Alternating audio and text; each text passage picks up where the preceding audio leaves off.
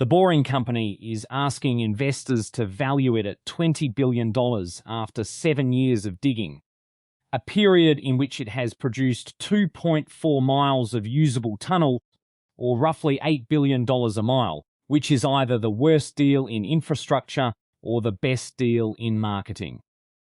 I am Lambert Woollingham, this is the Daily Shear, and it is Monday, July 27th, 2026. My fleece is combed, my coffee has gone cold, and neither of those facts will survive the next 20 minutes. Home turf first, where the state capital spent the morning arguing about server rooms.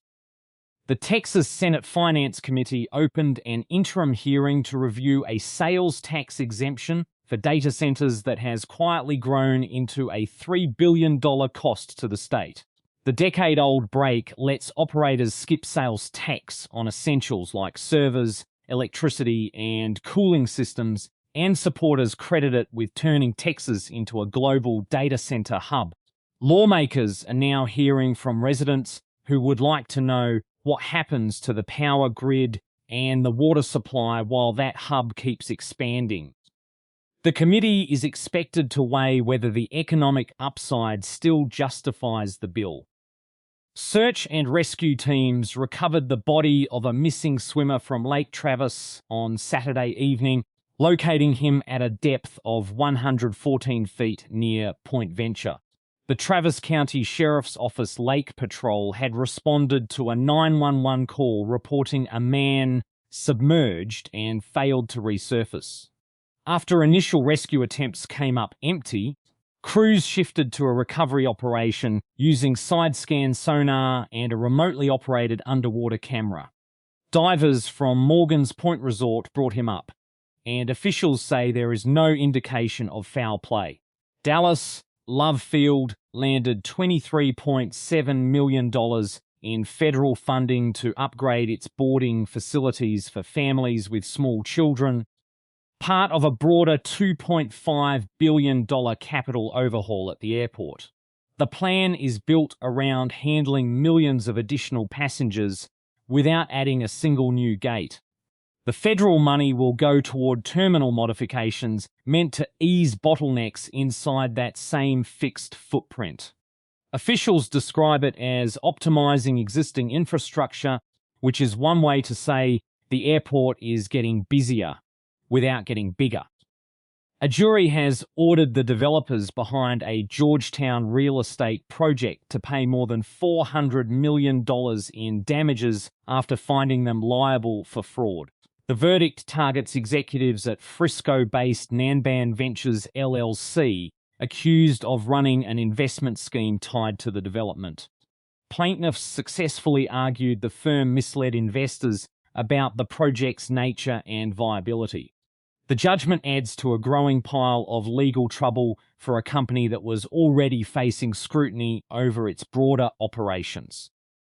Beyond the capital, the money took its usual scenic route. Fast fashion giant Shein filed a prospectus for a Hong Kong IPO that revealed a $99 million loss for the first quarter, even as full-year revenue rose 8% to $41.8 billion. Net income fell 39%, and the company pointed to the United States' removal of a tariff exemption on small packages as the culprit behind slower sales and higher costs. Shein says it is considering price increases in the American market to offset the new duties. All of this while the company tries to convince institutional investors it is worth $40 billion to $50 billion. London's Gatwick Airport lost running water in both terminals on Sunday after a power failure at a nearby SES water treatment plant. Restaurants and bars shut down, and passengers queued outside restrooms that had stopped functioning at the United Kingdom's second busiest airport. Staff handed out bottled water while crews scrambled to bring in temporary facilities. Power to the treatment works was eventually restored, but officials warned the water network would take time to fully repressurize, leaving travellers to wait it out in terminals with the taps still dry. Elon Musk's tunneling venture The Boring Company is negotiating a $4 billion raise at a $20 billion valuation, more than triple where it sat after its 2022 round. That 2022 round had valued the company at $5.7 billion. The fundraising push lands during a rough month for Musk personally, whose net worth is estimated to have dropped by $500 billion. SpaceX's valuation fell roughly 40%, and a second quarter earnings miss at Tesla wiped out 18% of the automaker's market cap in a single week. The tunneling company, for its part, has completed 2.4 miles of operational tunnel over 7 years of trying.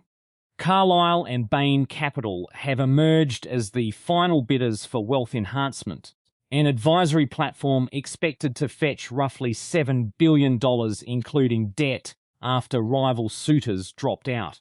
The firm oversees nearly $160 billion in client assets and has acquired at least 6 smaller registered investment advisors since last year. Current owners TA Associates and Onyx hired Evercore to run the sale. The bidding war is the latest entry in a broader wave of private equity consolidation moving through wealth management. Global oil prices plunged more than 6% on Monday as the United States and Iran held to a sudden pause in hostilities. Brent crude slipped below $91 a barrel, erasing last week's spike that had pushed the benchmark toward $100. The sell-off followed 13 straight nights of American airstrikes, which the White House halted over the weekend to make room for negotiations. An Iranian official confirmed Tehran would hold its retaliation as long as the United States holds its fire, though analysts still flag the Strait of Hormuz and the Red Sea as points where the whole arrangement could come undone.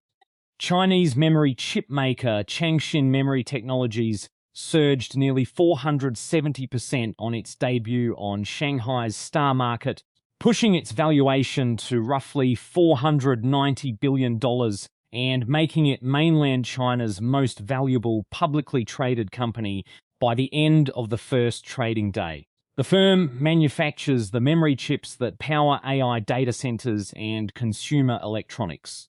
Domestic investors piled in as Beijing continues subsidizing its semiconductor sector to cut dependence on American and South Korean hardware. It is, for the moment, a very large number attached to a single day of trading. Overseas, the news gets heavier before it circles back to the merely absurd.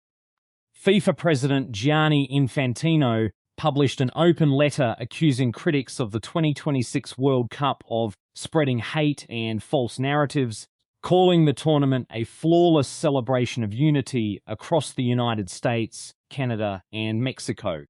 The letter arrived days after FIFA opened an investigation into an on-pitch altercation following Spain's win over Argentina in the New Jersey final. The tournament was also dogged by disputes over American visa restrictions and logistical trouble for teams from conflict-hit regions.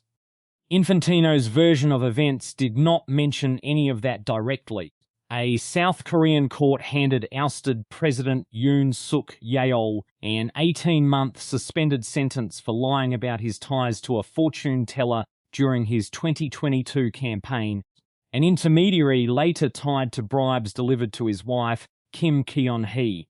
If the Supreme Court upholds the conviction, Yoon's party will be required to refund the government about $27 million in reimbursed campaign expenses. It is the latest legal setback for a man who remains in custody facing 6 other criminal trials. Those stem from his removal from office last year over a martial law declaration that lasted barely long enough to matter. The ruling came from the Seoul Central District Court, and the refund liability falls on Yoon's own party, the People Power Party.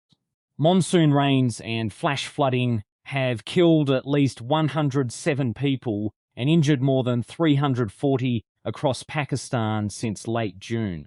The National Disaster Management Authority says structural collapses account for more than half the deaths, with Khyber Pakhtunkhwa and Punjab the hardest hit.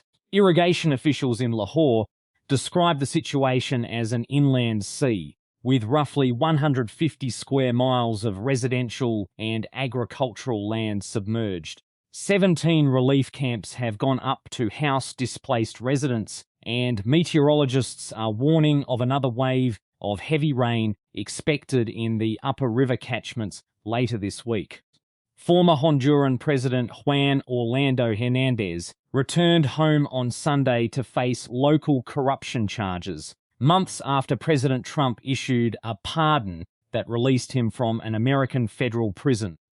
Hernandez had been extradited to the United States and sentenced to 45 years for drug trafficking, and he was met at the airport by a crowd of political supporters. Human rights advocates and legal scholars have raised concerns that Honduras's judicial system may not be equipped to prosecute a man who held near total power from 2014 to 2022. He now faces the Pandora Eye case, which accuses his administration of funneling $10.8 million in public funds into private foundations and campaigns. Federal prosecutors have charged an American citizen with property destruction after he allegedly used a duress password to instantly wipe his phone while border agents tried to seize it at the Atlanta airport.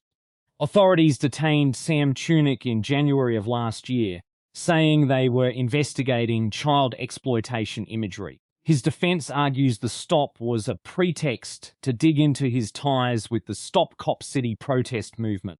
The government is prosecuting the wipe under a statute rarely used outside cases involving destruction of physical evidence, which sets up an unusual legal fight over where digital privacy ends and border search power begins.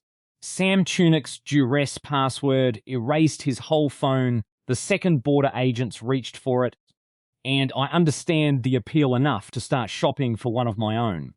Mine would trigger on customs agents, tax audits, in-laws asking about grandchildren, and any sentence that begins with "per my last email." Give it a few years and everyone will be walking around with a panic button wired to their pocket, wiping calendars and photo albums and half-finished grocery lists at the first glint of a badge.